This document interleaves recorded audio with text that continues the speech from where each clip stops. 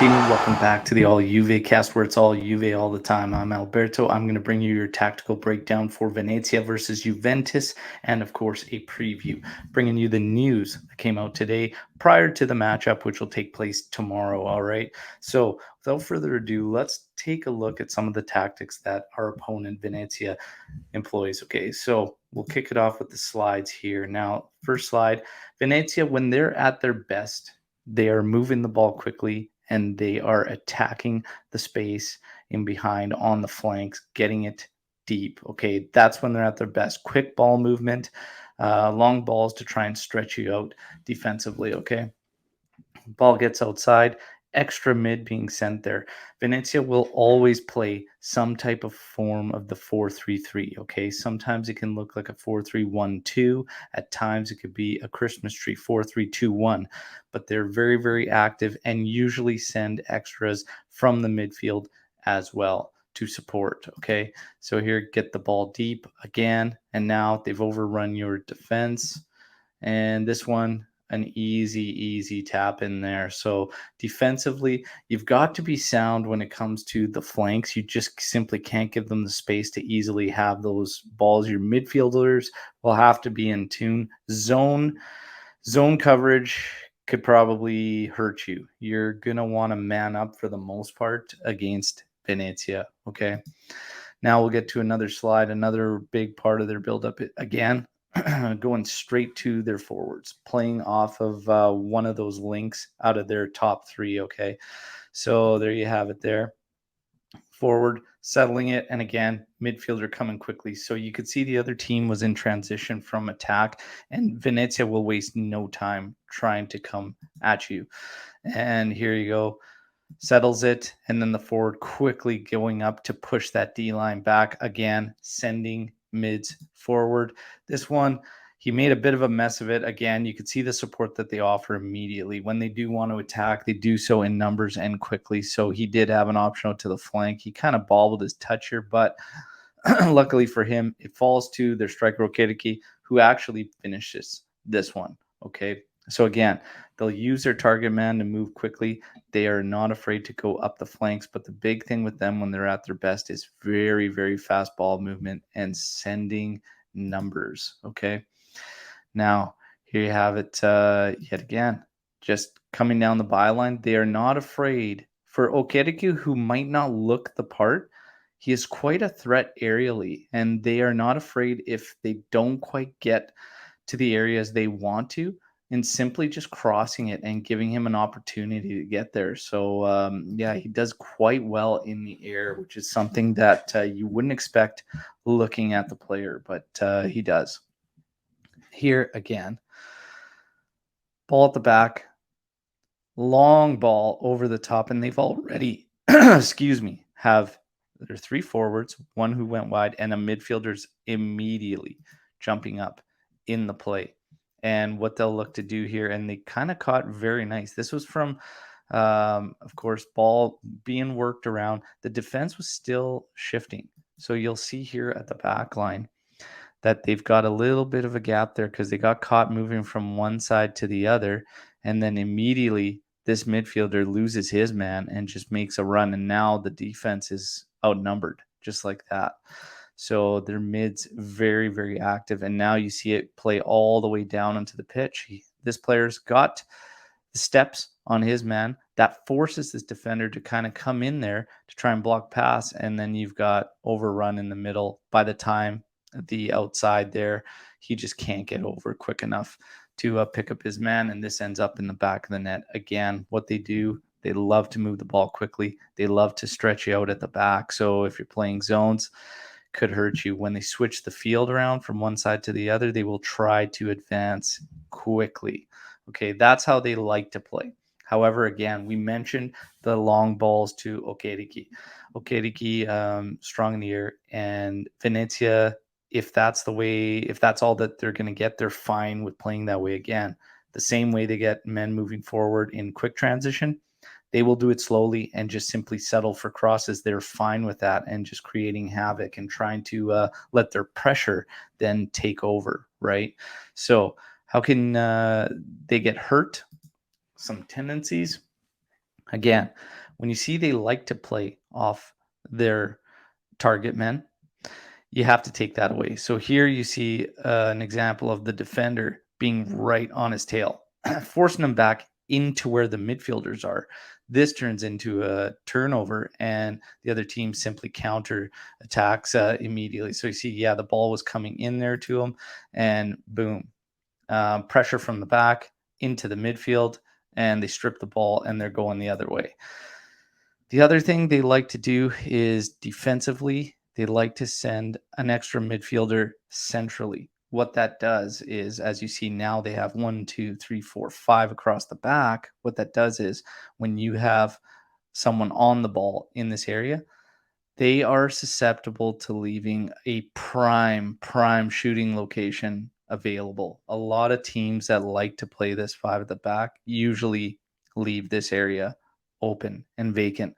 So Juventus needs to find ways to push them back deep enough, either from pressure down the flanks, getting deep, which Venezia will collapse, and or simply, yeah, sending bodies forward and then looking for the support at the top here in the prime shooting range. You could see here one quick pass, boom, right there. Money spot to have a go. Excuse me. So Venezia, again, they like to play a very attack-minded game. However, they can be stopped. If you take away your zone marking, if you like to get into the man marking phases, you make life difficult for them. If you force them into one facet of the game, which is simply playing through the outsides, you just have to be careful that your guys are aware of those long balls coming. Your defense needs to be communicating heavily with the midfielders to keep all the bodies basically ahead of them and know exactly what's coming.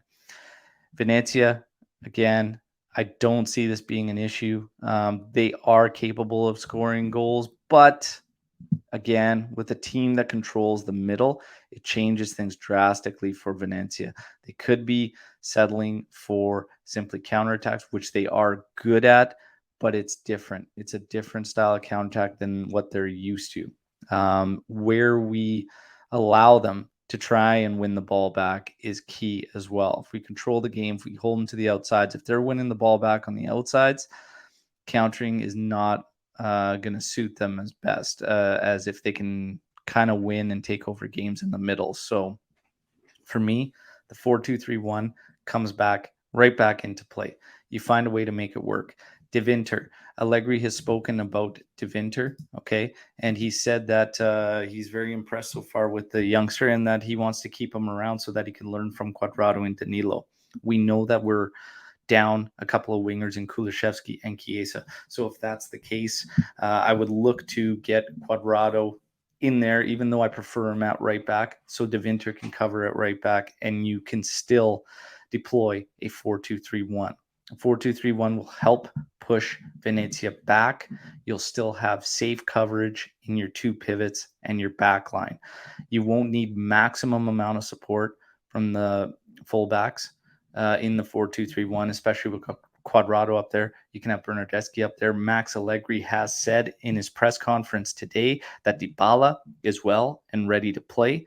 So you have all the assets you need to employ this, and I would.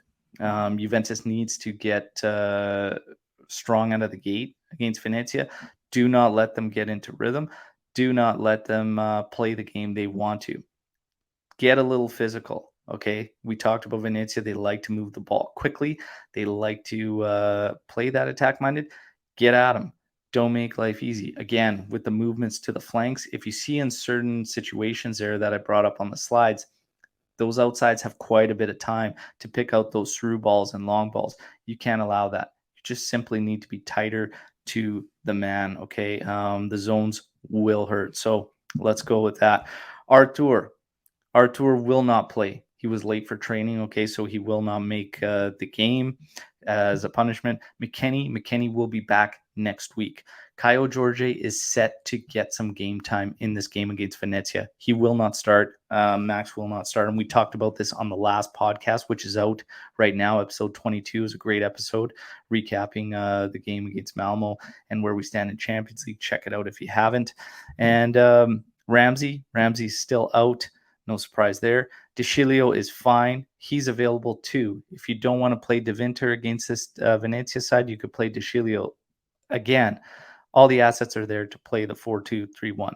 He spoke highly about Pellegrini growing and being a solid option in behind Sandro. So this is great, great news to hear Allegri talk about these youngsters like De Winter and Pellegrini the way he has. So fantastic signs for Juventus and this project moving forward.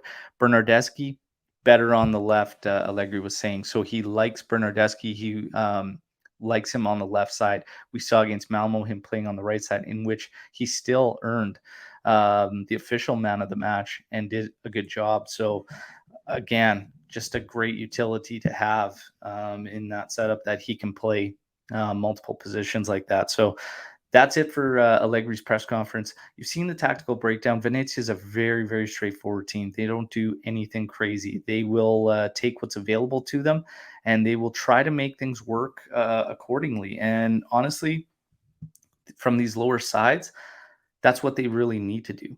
Because again, they're probably not going to dictate the game. This one, I don't expect them to, but they will be smart and organized and know what they need to do in order to try and find a goal. So again, expect nothing less out of Juventus than controlling this game, getting a goal, getting to a point where we're probably comfortable. Venezia will try and smash and grab something out of this game. We have to be aware. We have to be sharp because they are capable of playing some very, very strong ball. Okereke, their forward, we talked about him. Good player. Janssen is another one that's very, very dangerous, very, very fast, pacey, and technically skilled player. So they have some guys that could do some damage if given the space. So the biggest thing for Juventus, take away the space. Will they play 4-3-2-1 Christmas tree, and then it'll get very, very narrow? And then their fullbacks, that could try and get them freed up and open. So it really, really depends what we see out of Venezia and how we need to be aware and set up accordingly. But have full faith in Max in this one. He stressed at his press conference today the importance of this match to his team and that they all understand. They basically just need to be clinical. So I don't see any issues with this game. Hopefully we can get the goals starting to come in for us, okay? In terms of Venezia, again, I know some teams or some fans have had some concerns just based on the amount of goals that they are capable of scoring. But look, sooner or later, Juventus has got to start bulging the net, and I think this would be a prime game to do so. Max Allegri spoke a lot about this pitch in Venezia.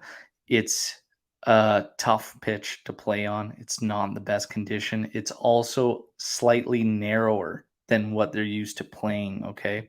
So that's an important note. And if anything, it should help Juventus because we talked about how Venezia likes to attack and taking the space away. So now all of a sudden, if they have less space to make those quick switches and then try and attack those bylines, I just see more and more reason for it playing into Juve's hands. And also, we talked about being physical, being chippy. Less space out there.